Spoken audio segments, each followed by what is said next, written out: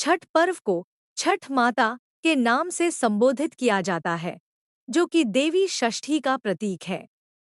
छठ पर्व में सूर्य देवता के उगते और डूबते स्वरूप की पूजा की जाती है, जो त्वचा के रोगों को ठीक करने के लिए जाने जाते हैं। एक कथा के अनुसार माता सीता ने मुंगेर में छठ पर्व मनाया था, जिससे इस पर्व की शुरुआत हुई। पांडवों के जुए में हारने के बाद द्रौपदी ने छठ व्रत रखा, जिससे उनकी मनोकामनाएं पूरी हुईं।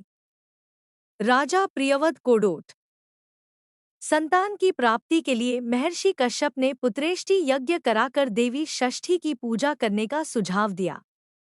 छठ में भले सूर्य देवता की पूजा होती हो, लेकिन छठ पर्व को मैया कहकर संबोधित किया जाता है। ऐसा इसलिए है क्योंकि धार्मिक मान्यताओं के अनुसार षष्ठी देवी को लोक भाषा में छठ माता कहा जाता है, जो ऋषि कश्यप तथा अदिति की मानस पुत्री हैं। इन्हें देवसेना के नाम से भी जाना जाता है। मां देवसेना भगवान सूर्य की बहन तथा भगवान कार्तिकेय की पत्नी है।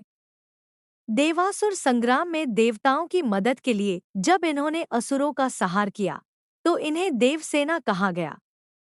देवसेना के बारे में कहा जाता है कि वो नवजात शिशुओं के जन्मकाल से लेकर अगले 6 दिनों तक उनके पास रहकर उनकी रक्षा करती हैं। छठ एक बहुत ही महिमामयी पर्व है और कई पुराणों और वेद में इसका जिक्र मिलता है। इसलिए इससे जुड़ी कई पौराणिक कथाएं हैं। एक कथा के अनुसार ऋषि अर्क को स्वयं आकाशवाणी से इस महान पर्व को करने की प्रेरणा मिली थी। वे कुष्ठ रोग से बुरी तरह से पीड़ित थे और पीड़ा के कारण अपना शरीर तक त्यागना चाहते थे। तभी आकाशवाणी हुई और उन्हें इस पर्व की महिमा पता चली। फिर उन्होंने पूरी भक्ति के साथ यह पर्व किया, जिसके बाद वो इस त्वचा रोग से मुक्त हो गए। छठ में सूर्य के दोनों स्वरूप यानी उनके उगते स्वरूप और डूबते स्वरूप की पूजा होती है। सूर्य देव त्वचा के रोगों को ठीक करने के लिए जाने जाते हैं और छठ पर्व में सूर्य देव की ही पूजा होती है। एक अन्य कथा के अनुसार माता सीता ने मुंगेर में छठ पर्व मनाया था। इसके बाद ही छठ महापर्व की शुरुआत हुई।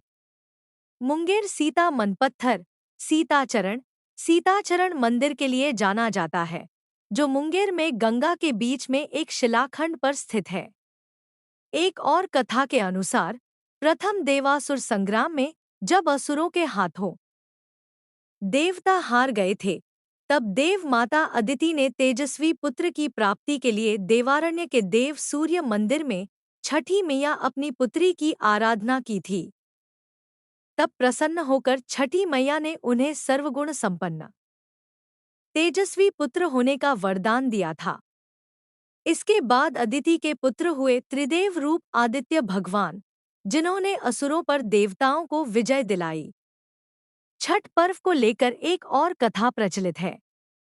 उस कथा के अनुसार जब पांडव अपना सारा राजपाट जुए में हार गए, तब श्री कृष्ण द्वारा बताए जाने पर द्रौपदी ने छठ व्रत रखा। तब उनकी मनोकामनाएं पूरी हुईं तथा पांडवों को उनका राजपाट वापस मिला। मान्यताओं के अनुसार सूर्यदेव और छठी मैया का संबंध भाई बहन का है। लोक मातृका षष्ठी की पहली पूजा सूर्य ने ही की थी। एक पौराणिक कथा के अनुसार राजा प्रियव्रत को कोई संतान नहीं थी। तब महर्षि कश्यप ने पुत्रेष्टि यज्ञ कराकर उनकी पत्नी मालिनी को यज्ञाहुति के लिए बनाई गई खीर दी।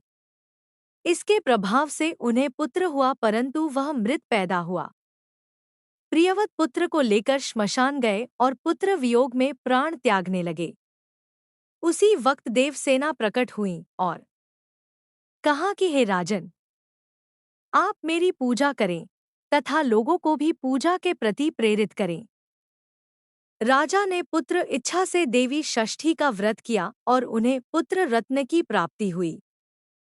तब से पुत्र जैसी कामनाओं के लिए भी छठ पूजा किया जाने लगा। जय छठी मैया।